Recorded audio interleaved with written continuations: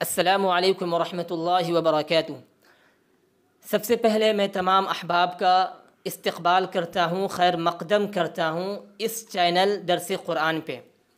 اس channel کا آغاز کرنے سے پہلے میں آپ سے مؤدبانہ طور پر اور مخلصانہ طور پر یہ گزارش کرتا ہوں کہ آپ اگر اس چینل سے فائدہ حاصل کرنا چاہتے ہیں، اگر آپ اس چینل سے مستفید ہونا چاہتے ہیں، تو برائے کرم آپ سے یہ گزارش ہے کہ آپ اس کے اصول و ضوابط سے واقف ہو جائیں، جس کو ڈسکرپشن میں ڈال دیا گیا ہے۔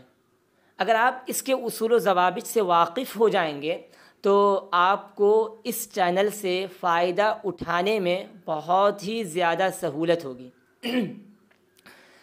تو آج کے دن اور آج کا پہلا سبق ہے، اس لیے آج ہم سورہ فاتحہ سے آغاز کریں گے۔ قرآن کریم کا آغاز کرنے سے پہلے قرآن کریم کی جب ہم تلاوت کرتے ہیں تو ہم اعوذ باللہ من الشیطان الرجیم اور بسم اللہ الرحمن الرحیم پڑھتے ہیں۔ اعوذ باللہ جس کو ہم تعوذ کہتے ہیں، اور بسم اللہ الرحمن الرحیم جس کو ہم تسمیہ کہتے ہیں۔ اعوذ باللہ من الشیطان الرجیم کا معنی ہے کہ میں پناہ چاہتا ہوں اللہ کی شیطان مردود سے، میں پناہ چاہتا ہوں اللہ کی شیطان مردود سے۔ بسم اللہ الرحمن الرحیم، میں شروع کرتا ہوں اللہ کے نام سے جو بے حد مہربان اور نہایت رحم کرنے والا ہے۔ میں شروع کرتا ہوں اللہ کے نام سے جو بے حد مہربان اور نہایت رحم کرنے والا ہے۔ اس میں لفظ رحمان اور لفظ رحیم کا ذکر ہوا ہے۔ رحمان اور رحیم دونوں کا ایک ہی معنی ہے، جس کا معنی آتا ہے رحم کرنے والا، لیکن ان دونوں لفظ میں ایک فرق ہے۔ فرق یہ ہے کہ رحمان جو ہے وہ اللہ کے ساتھ خاص ہے، گرچہ وہ اللہ کا صفاتی نام ہے، لیکن یہ جو نام ہے، یہ جو صفات ہے، وہ اللہ کے ساتھ خاص ہے۔ آپ اس لفظ کو کسی انسان کے ساتھ استعمال نہیں کر سکتے۔ مثال کے طور پر کوئی انسان آپ پر رحم کرتا ہے، آپ پر شفقت کرتا ہے، تو آپ اس کو یہ نہیں کہہ سکتے ہیں کہ آپ بہت بڑے رحمان ہیں، یہ نہیں کہہ سکتے۔ آپ یہ کہہ سکتے ہیں کہ آپ بہت بڑے رحیم ہیں، آپ رحم کرنے والے ہیں، لیکن آپ یہ نہیں کہہ سکتے ہیں کہ آپ بہت بڑے رحمان ہیں۔ تو لفظ رحمان کا معنی آتا ہے رحم کرنے والا، اور لفظ رحیم کا معنی آتا ہے رحم کرنے والا۔ دونوں کا معنی ایک ہی ہے، لیکن لفظ رحمان جو ہے وہ اللہ کے ساتھ خاص ہے، اور لفظ رحیم جو ہے وہ کسی ہر ایک کے ساتھ مطلب عام ہے، آپ ہر ایک کو بول سکتے ہیں۔ اس کے بعد الحمدللہ رب العالمین، تمام تعریفیں اللہ کے لیے ہیں جو تمام عالم کا رب ہے۔ عالم یہ ایک نہیں ہے، یہاں پہ لفظ عالمین جمع کا صیغہ استعمال ہوا، عالمین، تمام تعریفیں اللہ کے لیے ہیں جو تمام عالم کا رب ہے۔ تو یہاں پر لفظ جمع کا استعمال ہوا ہے، تو عالم جو ہے وہ ایک ہی نہیں ہے۔ دراصل ہم لوگ اس سے پہلے عالم ارواح میں تھے، عالم ارواح میں، جہاں پہ اللہ رب العزت نے ہم لوگوں سے یہ کہا تھا الست بربکم، کہ کیا میں تمہارا رب نہیں ہوں؟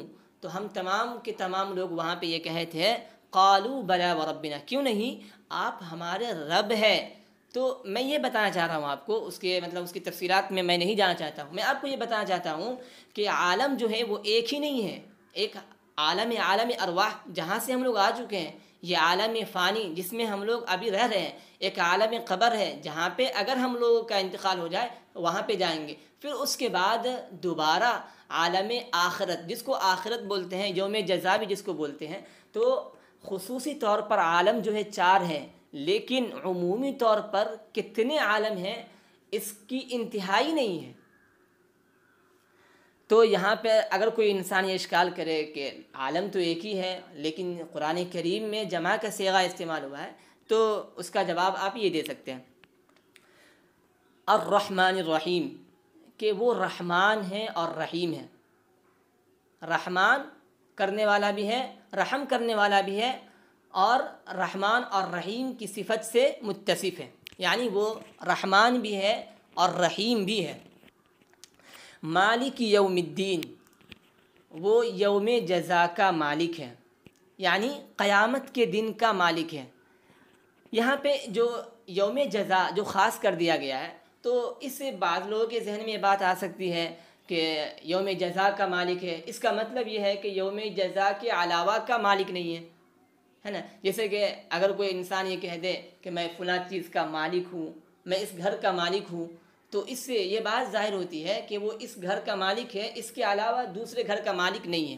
لیکن اللہ نے یہاں پر یہ کہا کہ اللہ رب العزت یوم جزا کا مالک ہے، اس کا یہ مطلب نہیں ہے کہ یوم جزا کے علاوہ جتنی بھی چیز ہے، یہ دنیا ہے اور یہ آسمان ہے، یہ زمین ہے، اور ان کے درمیان جو بھی چیزیں ہیں، درندے ہیں، پرندے ہیں، اور جتنی بھی مخلوقات ہیں، ان سب کا وہ مالک نہیں، ایسا نہیں ہے۔